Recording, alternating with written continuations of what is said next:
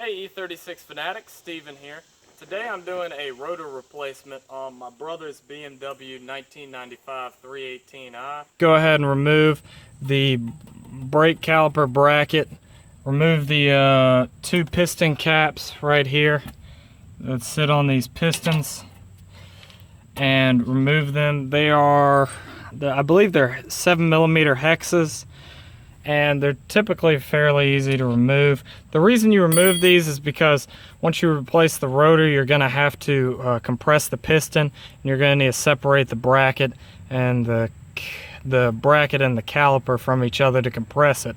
So you might as well go ahead and get this out of the way. Then once you're done with that, you're going to pull off this bracket, which it is two 15mm bolts holding it to the rotor, to the frame right here. Then once you're done with that, we can go ahead and remove the rotor. If I'm having trouble breaking the bolt with this hex tool right here, take a rubber mallet, hit it. Also, typically you can just pull these right through, but if you can't, take a screwdriver. Take a screwdriver and get it in here and pull the piston out that way. But typically you can just pull it out. Alright, so once you've got that brake caliper loosened up, these two bolts loosened up, as you can see the brake caliper just falls right out. You're going to want to have something holding it, because you don't want it just sitting by the brake lines or hanging from the brake lines. Usually I'll use a bungee cord, but I've got the wheel low enough where I can just use a tire, set it on a tire. So at this point you're about ready to remove your brake rotor. Next thing you're going to want to do, the only thing holding it in is this little hex right here, and it is a size 6. So obviously if you've got both of your rear wheels jacked up, the rotor is going to want to spin freely. But if you just hold it with one side and turn it out, hold the rotor on one side and then turn it out with a ratchet on the other. This bolt doesn't have much torque on it, so you can get it out that way. Here's the only thing holding in your rotor, this little bolt right here. Set that right there, but I'll probably replace it. Alright, so with rotor replacement, here's where the fun typically begins. The problem is, over the years, as you can see all this rust, they tend to get rusted on to where they're stuck onto the face of the hub. It usually gets rusted on right around the lug nut holes right here, and man, it can be really tough to get these things off.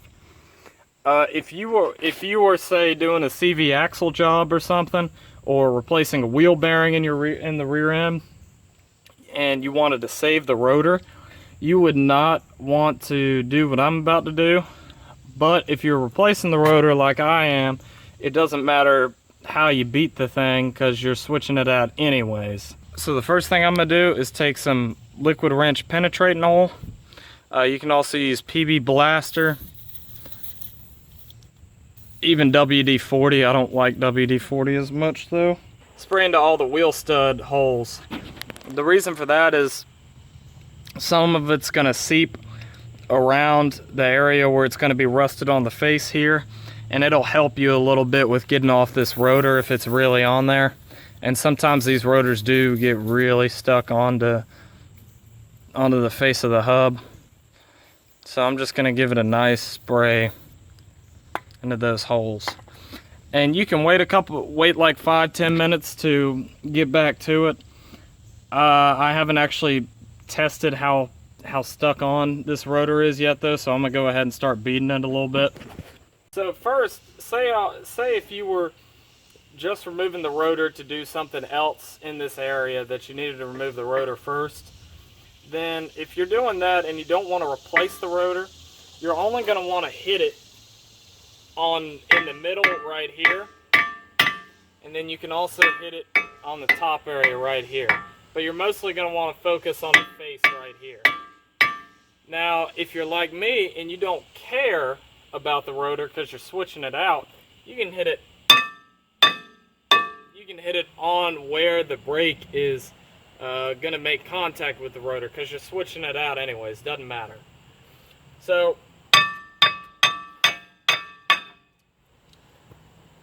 if you can beat it, if you are replacing the rotor, you can beat it on the back side, and typically that'll help it fall out a whole lot quicker.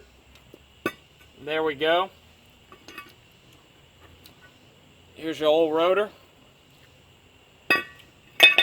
Okay, so I'm going to clean the hub face right here with brake cleaner.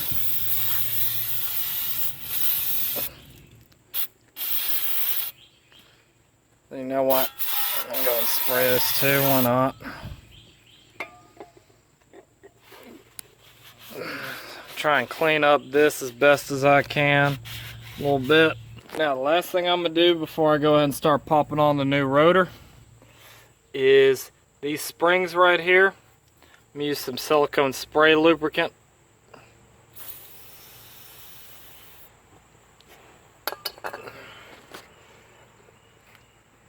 So you could potentially go ahead and mess with this parking brake right here and replace all these wear parts right here, these springs. So since your new caliper is going to be thicker, you're going to have to compress your piston.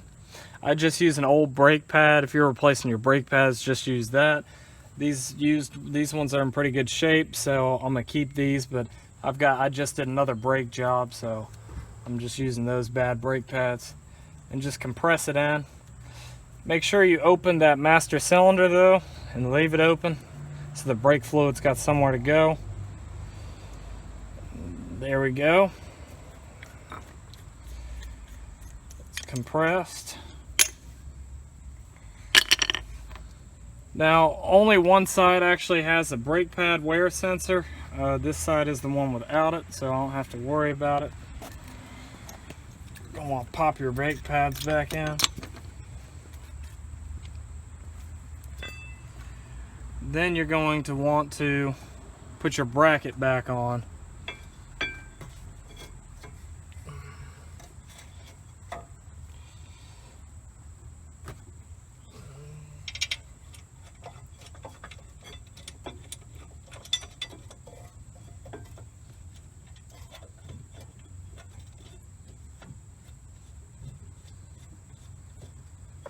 Give your bracket a final tightening on those two big studs.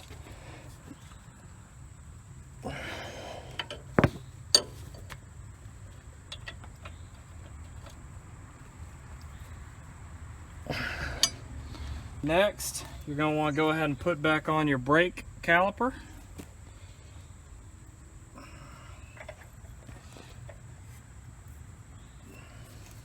Now if you want to throw some grease on your pads, you're more than welcome to. I'm not going to worry about that.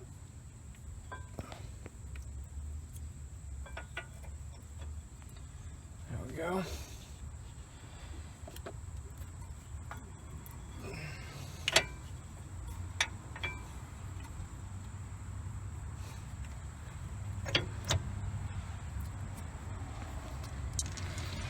Now for these little bolts right here, I like to spritz them with silicone lubricant, same stuff that I use on the the parking brake stuff. So I'm gonna go ahead and spritz it now.